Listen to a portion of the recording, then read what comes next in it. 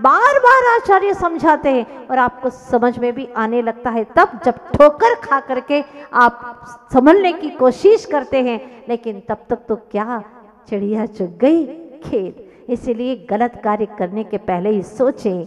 जड़ तत्व पर मगरूर होना बेहिसाबी बात है। 4 दिन की चांदनी है, फिर अंधेरी रात है।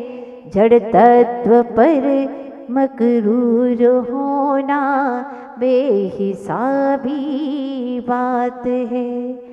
नित्य दिन अपने आप को समझाओ कि एक कदम भी गलत नहीं चलेंगे, चाहे कुछ हो जाए, लाखों बाधाएं आए तो क्या, मोह भरमाए हमको तो क्या। जिसे मिल गई प्रभु तेरी शरण, उसका धैर्य कैसे टूट सकता है? कभी नहीं। ये जीवन मिला है बड़े सौभाग्य से, उसे हम यूं ही डूबने नहीं देंगे। चिंतामणि रत्न मिला है, कौए को उड़ाने में फेंकने वाले नहीं है। आप लोग भूले नहीं होंगे वो 2 भाई की कहानी। अलग हो गए हैं, समय गुजरता है, जो आज बहुत अच्छा है। और यही हुआ, बड़े भाई ने जिसकी नीयत बिगड़ चुकी थी, आज ऐसी स्थिति हो गई है उसकी, उसके पास में खाने को कुछ भी नहीं बचा, पहनने को कपड़े नहीं है, टूटे फटे कपड़े, और ऐसी जिंदगी गुजार रहा है। अब क्या करे? उसकी पत्नी ने कहा, भाई से बड़ा प्रेम था ना तुम्हें, तो पहले जाओ उसी के पास में, कुछ दे देगा, बहुत ही माला माल है, वह तो अमीर है, चले जाओ उसके पास में। ठीक है, मरता क्या न करता। आशा के सहारे तो आसमान टिका हुआ है, कहते हैं ना। सोचा जिसके साथ में मैंने दगा किया, लेकिन सगा तो सगा ही होता है। मैंने ठीक नहीं किया, फिर भी वह चला जाता है। गया वहां पर, भाई तो सही था, लेकिन जो उसकी पत्नी थी उसके अंदर कोई धर्म ध्यान नहीं था। वह भी अपने स्वार्थ में जीने वाली थी। गया फटेहाल, और उधर से पत्नी ने देख लिया कि ये तो आ रहे फटेहाल। पहले का समय था, पैदल चल कर के जाते थे, कोई गाड़ी तो थी नहीं। पैदल चल कर के गया और उसके पास में एक पैसा नहीं। फटेहाल दूर से देखा उसने कि आज तो जेठ जी आ रहे हैं, पर फटेहाल हैं, जरूर कुछ न कुछ मांगने के लिए आ रहे हैं। धीरे से आई और दरवाजा बंद कर दिया। वो गया, दरवाजा खटखटाया। आस पड़ोस के लोगों ने कहा, वो तो घर पे ही है, जरा जोर से आवाज़ दो, खोलेगी, सो रही होगी, बड़ी रानी है, वो तो सेठानी है बड़ी। ठीक है, आवाज़ लगाता रहा, सोचने लगी कि अब तो खोलना ही पड़ेगा, बड़ी मजबूरी है, आ गया कुछ न कुछ मांगने के लिए, अब क्या करूं। और वह नीचे आती है, दरवाज़ा खोलती है। अरे भाई साहब, आप आ गए, बड़े दिनों के बाद में आए हैं, बहुत समय के बाद में आए हैं, कैसे आना हुआ?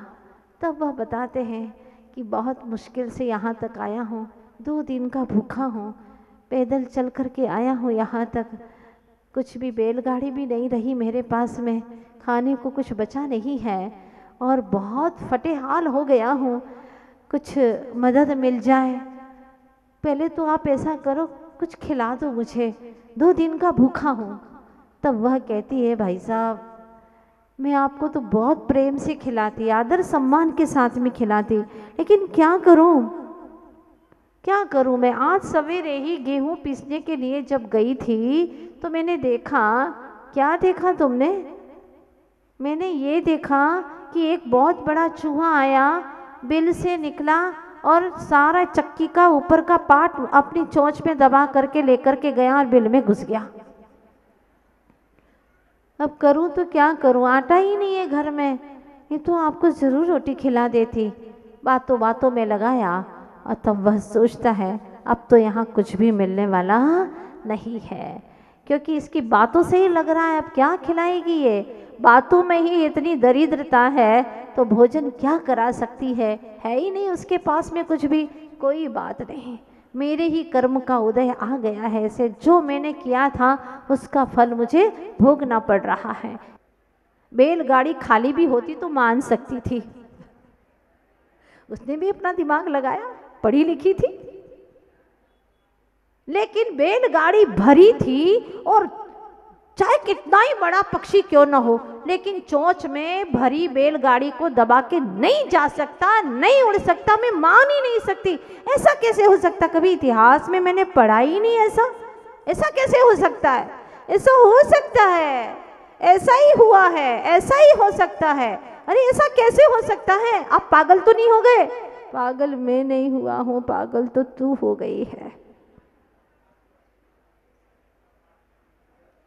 हाँ, मैं कहाँ पागल हो गई? आपको क्या हो गया? ये कैसी बहकी बातें कर रहे हैं? मैं सच कह रहा हूँ, तो पागल हो गई है, समझती नहीं इतनी सी बात को। अगर पक्षी बैलगाड़ी को आसमान में उड़ा के नहीं ले जा सकता तो बता तू मुझे कि एक चूहा अपनी चोंच में चक्की के पाट को दबा करके कैसे बिल में ले जा सकता है? बस इतना कहते ही तो सारा किस्सा समझ में आ गया। क्या किस्सा समझ में आया? कि सारा धन चला गया, मेरे ससुराल में चला गया, इनके भाई के पास चला गया। भाई तो भाई होता है, खून का अंश होता है, और भेज दिया भाई के पास में, गया सब कुछ। और कहते हैं उसको वहीं पर अटेकाया और जीवन वहीं पर ढेर हो गया, प्राणांत हो गया। स्वार्थ ने जान ले ली। अगर अपने पीहर में चला जाता तो कोई टेंशन नहीं था, कोई विकल्प नहीं था, लेकिन दूसरों के यहाँ चला गया, उनको अपना नहीं माना था, वहाँ चला गया। अब वहाँ इतने इतने विकल्पों से घिराए कि उसका हृदय भी उसके उस विकल्प को सह ना पाया और वहीं पर अटका गया, उसका जीवन समाप्त हो गया।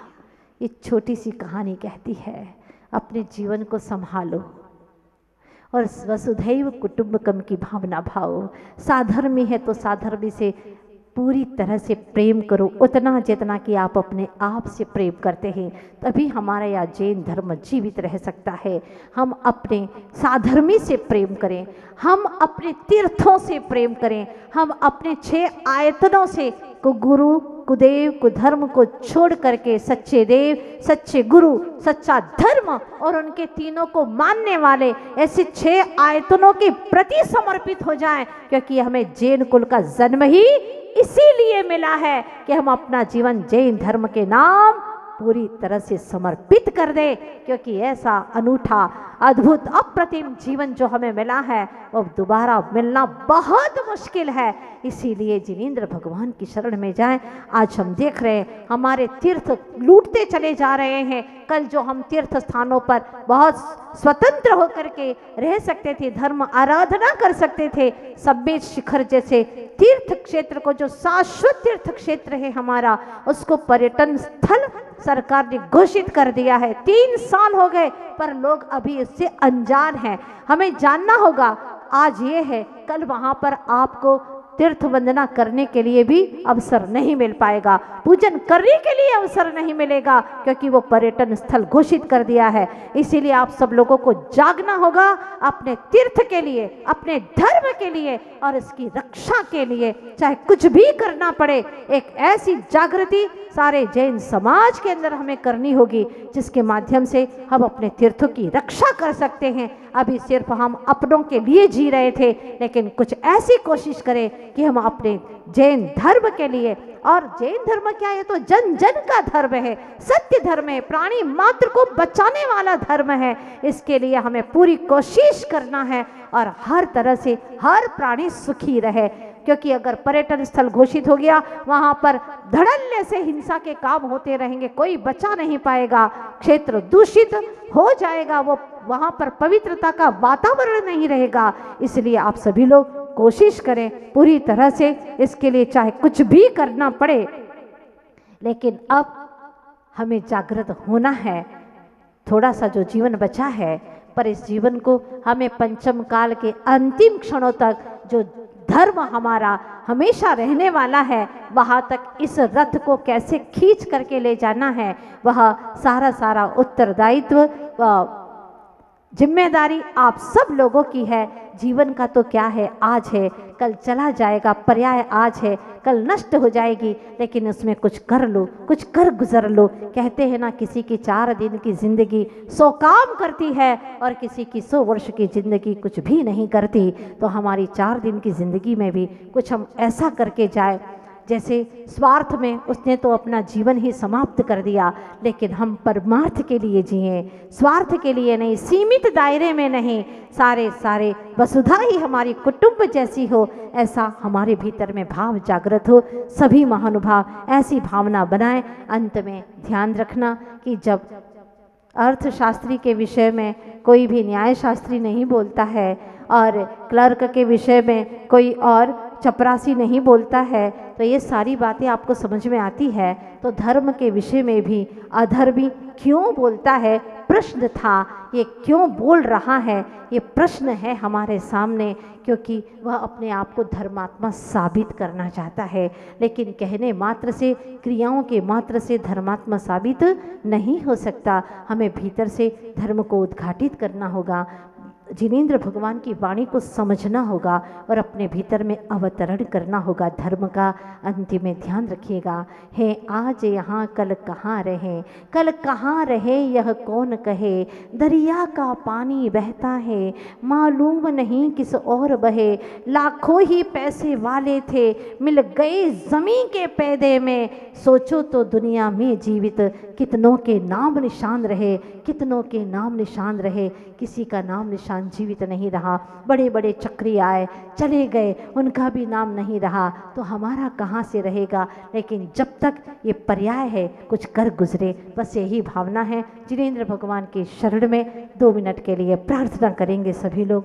आज बरसाता था आंगन आंगन सुख बरसा, सभी लोग भावना भावना।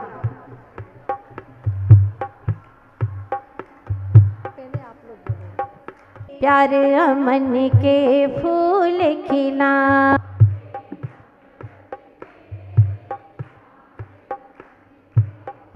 सभी गाय भावना भाई। तन से कोई है दुखी, मन से कोई है दुखी,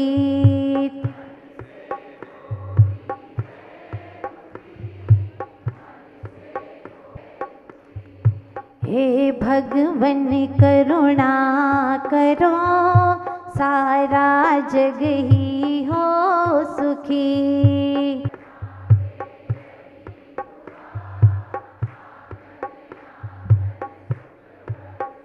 हाँ बरसा दाता सुख बरसा, आंगन आंगन सुख बरसा,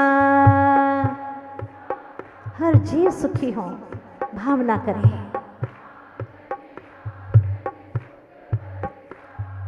हे दाता सब जीवों की झोली सुख से भर देना,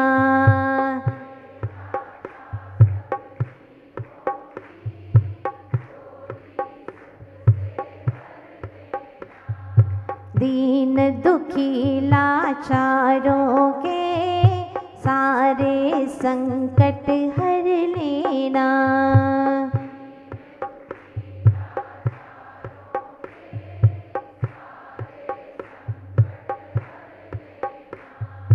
सर्व दुखों की तू ही दवा, आंगन आंगन सुख बरसा।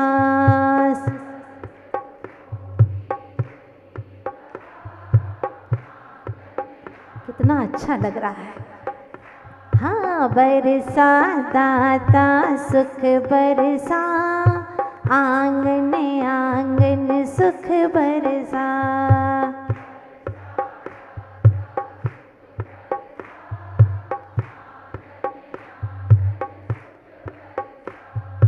ईर्ष्या भाव मिटा करके प्रेम परस्पर फैला दे,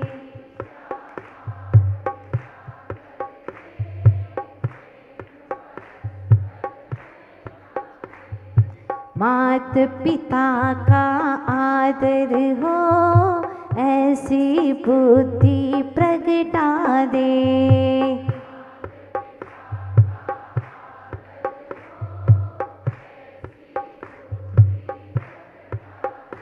हाँ भाई से भाई हो न जुदा, आंगन आंगन सुख बरसा।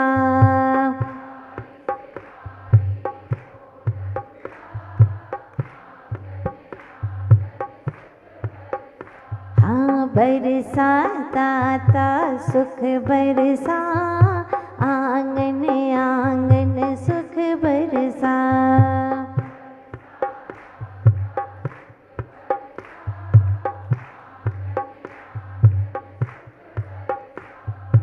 चुन चुन कांटे नफरत के, प्यार अमन के फूल खिला।